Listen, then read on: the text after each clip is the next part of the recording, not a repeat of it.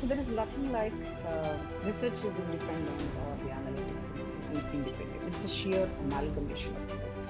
That's how I've been able to look into. When it comes to priorities, I can easily swing between the research and the analytics. I can bring these two together, and the needle just shifts. My priority needle just shifts based on the need, based on in which industry I am positioned is a must. The industry trends, industry is moving rapidly fast, and everybody needs the outcomes very fast. That's unless you have solutions and frameworks, you will not be able to take it forward. What it means to me is build certain frameworks, bring efficiency, create certain automations. To take an example, create a bot, right? Create bots to do a competition newsletter, or use AI genies for drug development.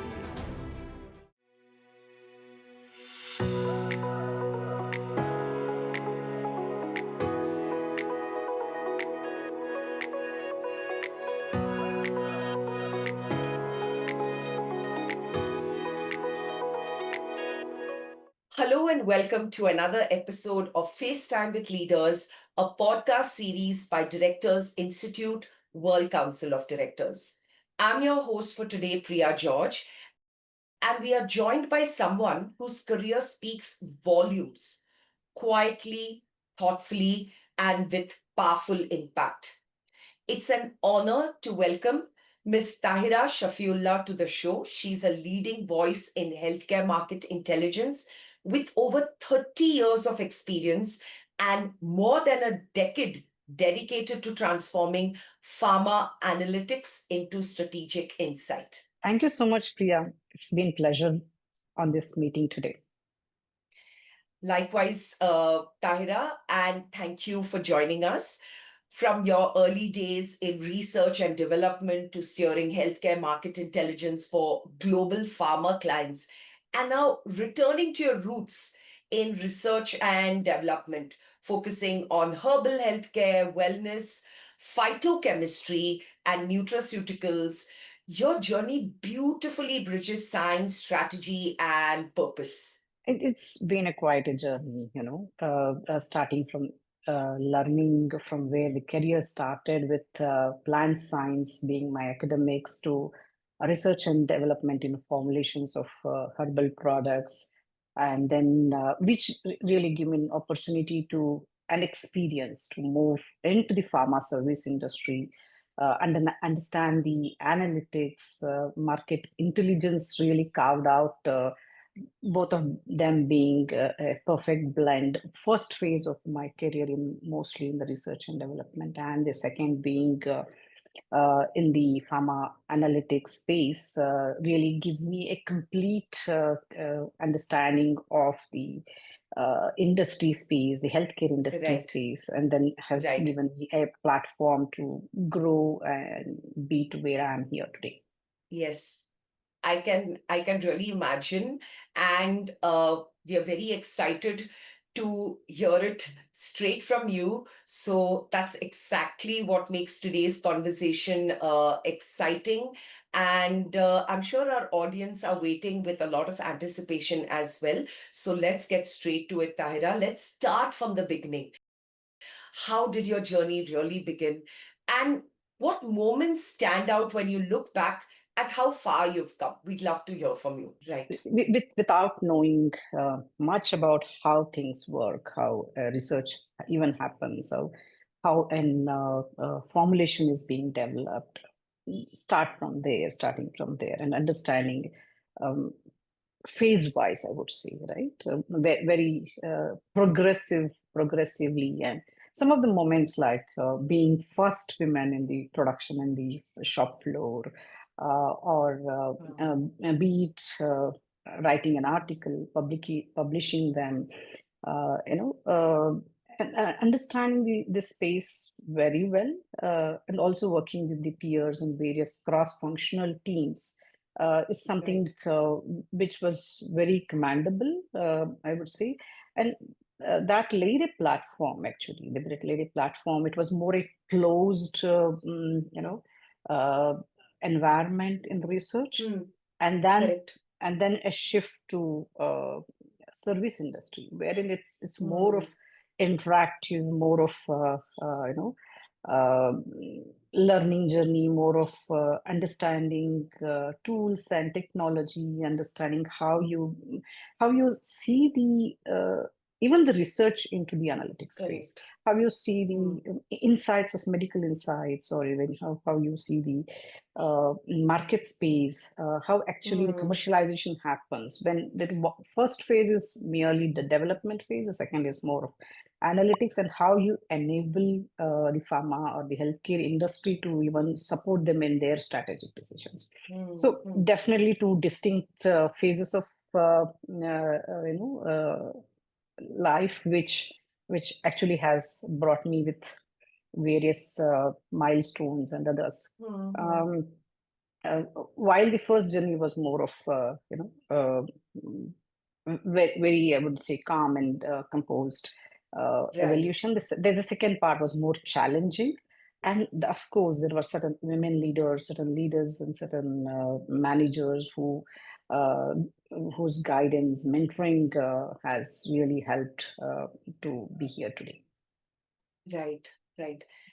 Thank you for sharing that with us. And you mentioned at the start of your response that you started out on, the shop floor, and I think starting from the ground up and understanding every aspect of a profession, I think really plays into one's strengths and adds, if nothing, to your professional growth. So thank you so much for sharing that with us, Tahira.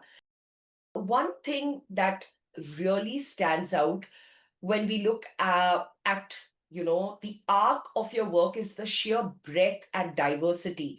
So you've gone from herbal product formulation to market intelligence, you've created solutions, you've social listening, KOL mapping, early insights, and it's like you're not just tracking data but also translating complexity into clarity across so many fronts. So we are genuinely curious. How do you personally approach that moment of prioritization? Which one is your preference, research or healthcare analytics? How do you decide where intelligence can truly unlock the most value? Basically, I'm passionate about the healthcare space. Right, So, right. so there is nothing like research is independent or the analytics independent. It's the sheer amalgamation of both. That's how Hmm, I've been able to look into. When it comes to correct. priorities, I can easily swing between the research and the analytics. I can bring these two together, and the Hmm, needle just shifts. My priority needle just shifts based on the need, based on in which industry I am positioned. So right. that's how I've been able to start work in the research in the first phase, and then absolutely absorb the analytics space, and then Hmm, again come back to the research now in the recent hmm, times. hmm. And these two are complementary to each other, right? So it Absolutely. definitely has complemented to each other. So the perspective, the way I look at the analytics, so Correct.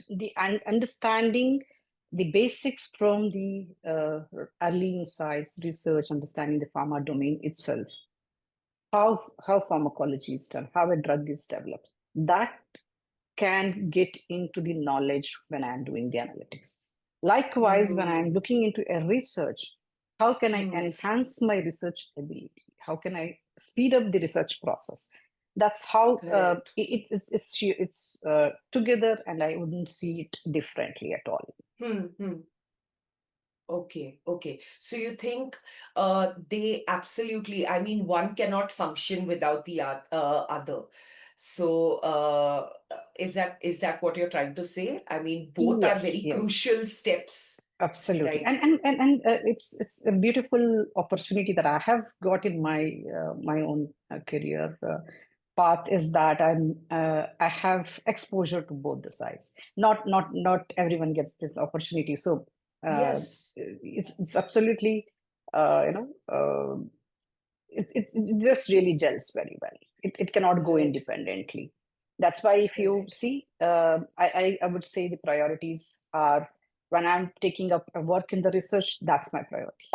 And I would Right. bring the analytics angle to it. If I'm working in the analytics space, then I would get the insights from the research to be able Understood. to, yeah. Absolutely, absolutely. Makes sense. And thank you for scaffolding and breaking it down. That approach that you have, it just shows the kind of leadership which doesn't always show up on a slide deck. Tyra, you've actually built ecosystems, from setting up centers of excellence to creating digital intelligence platforms. And your approach feels a lot more visionary and long sighted than just operational. And that brings me to something that I've been curious about.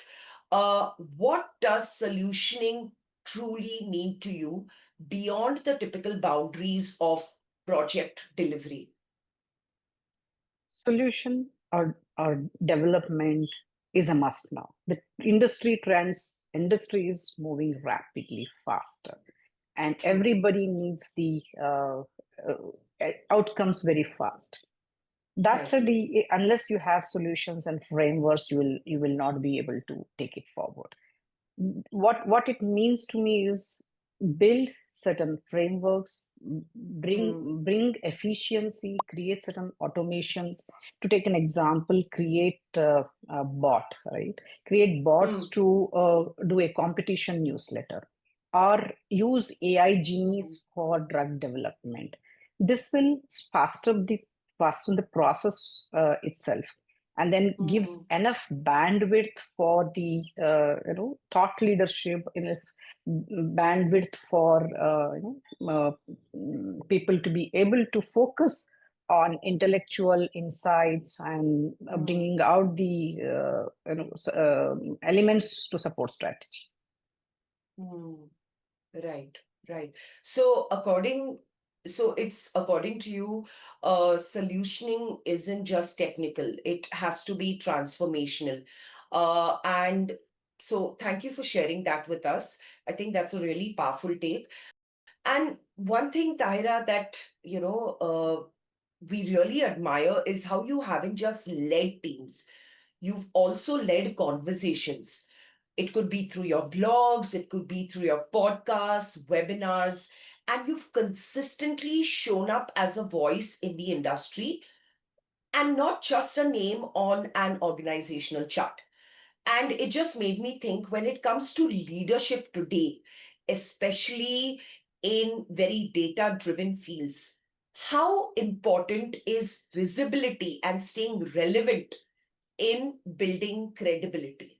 There is a constant learning. We do a lot of work, build a lot of databases. We have experience over years, right? Hmm, But then most of the time we refrain from expressing them, sharing with them. We continue. We go with the flow of work. We go with the priorities, we day-to-day priorities, and we continue. However, in knowledge is no use if you don't share, if you don't agreed. work towards. You need the moment you start talking with the industry leaders or peers, exchanging that, it can bring enormous experience to you, one's own career, and also the space where you're working.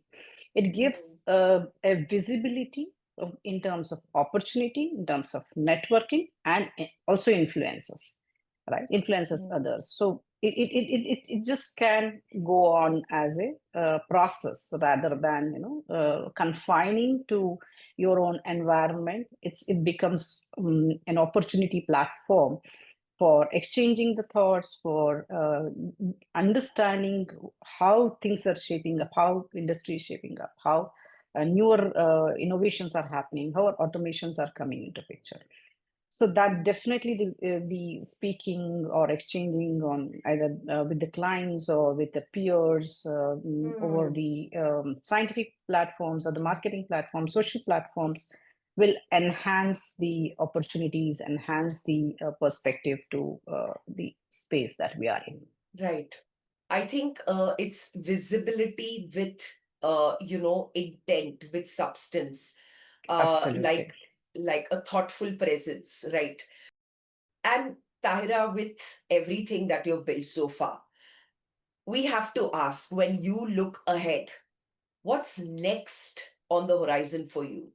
Uh, are there boardroom roles or more strategic leadership roles, something that you see yourself stepping into the future? Are there, mentorship roles that you're aspiring towards? What is next for you? We are excited to know. Yeah, and I think in the recent past, I have started mentorship role in being in the mentorship role in the recent past, Right. and what I would want to continue as a scientific leader in Hmm. the research space. Hmm. Hmm. Uh, by virtue of being a leader, I definitely would be part of certain institutions, organizational boards, and other, mm, any other forums for that matter. Platforms, Yeah, yes. platforms and forums. I would definitely be part of those. Um, uh, and one thing new I'm stepping into, given the more of a pharma medtech space, Hmm. nutraceuticals is something I'm stepping into as a probably a third phase in my journey with research, wherein I would again bring in analytics there. So uh, while I'd be part of the governance and organizational leadership, I would focus on the research in nutraceuticals. Right, right.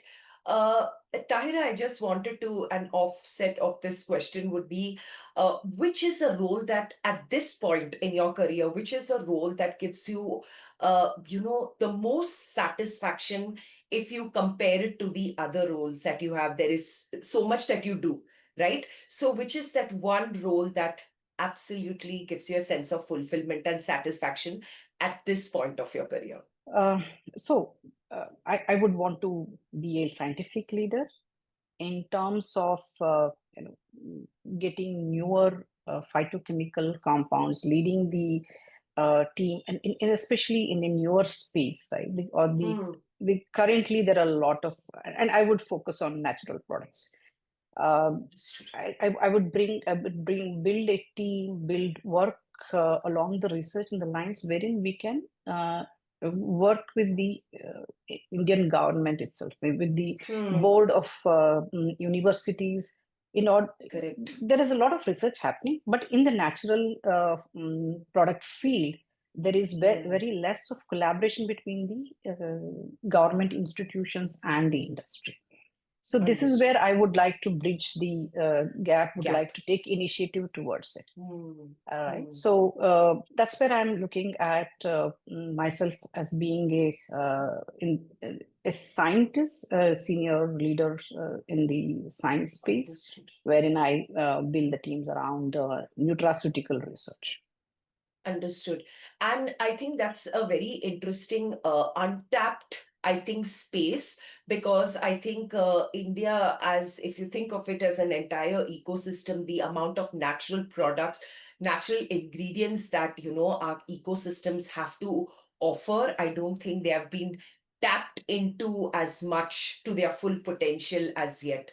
So I think that's really interesting and inspiring as well. So thank you for sharing that with us. Moving on, Tahira, with everything you've done around analytics, leadership, and patient impact, I can't help but think about how ESG values fit into the bigger picture. And from your lens, is ESG still only seen as a framework, or is it becoming more of a mindset, a culture in how businesses and especially the pharma industry are starting to operate today? What is your take on it? Um, over a period of time, yes, ESG is there is a challenge in adoption in ESG. There are regional disparities. There are Hmm. there is this pharma industry has been seeing that, as you rightly said, it's more of it has been seen as a culture. But then there is a shift now. There is a focus towards more of sustainability and ethical practices. There is a regulatory environment that is helping this ESG, the regulatory framework that is coming in. So there is a shift, and every organization is focusing on ESG now. But there is it's not a sheer statement or a policy that they drafted.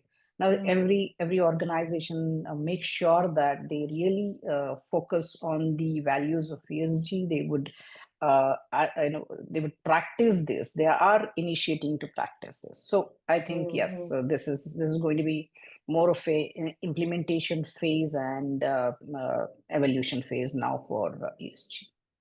Understood, understood. Uh, so what I gathered is that things are changing, and ESG isn't just about, policies, it isn't just about a checklist. It is about real intent and long-term integrity in how we lead and operate. So thank you. Absolutely. Yes, thank you for sharing that with us. And as we near the end of the interview, Tahira, I'd love to touch on something a little closer to home. You've recently joined Directors Institute, and with your level of experience and your perspective, your view really matters already. How has this experience been for you so far? Being associated with Director Institute is a great opportunity. The content has depth. It has given me a perspective to bridge gaps in my competencies. Uh, I really enjoyed the boardroom simulation. I can be being put into a scenarios. I can bring see oversight to emerging risks, and I understand the importance of stakeholder communication, clarity in stakeholder communication, and then that can bring transparency and helps in succession planning. So absolutely, this one session, these sessions on boardroom was really enlightening to me, and the depth which Director Institute operates, the span or the uh, content and the community is amazing. So enjoyed, enjoy being here. That's great. And I think it's very inspiring. And it's a great message to our audience as well, that there is no factor which should stop one from learning, regardless of experience, age, or any other extraneous factor. There's always something to learn and add to your experience. So thank you for sharing that with us. And Miss Tahira Shafiulla, this has been a very thoughtful and inspiring conversation. From science to strategy, from data to leadership, you have given us a lot of insights and things to think about. I know our audience will walk away with a lot to reflect on, and thank you so much for being here with us today. It's an absolute pleasure. Thanks for Yes. giving me opportunity. I am sure it could resonate with some of the listeners on this for this discussion. Thank you so much. Absolutely. I'm sure it will. And to our audience, thank you for joining us on FaceTime with Leaders by Directors Institute. Until next time, keep learning, keep leading. This is your host, Priya George, signing off, and we'll see you in the next episode. Take care.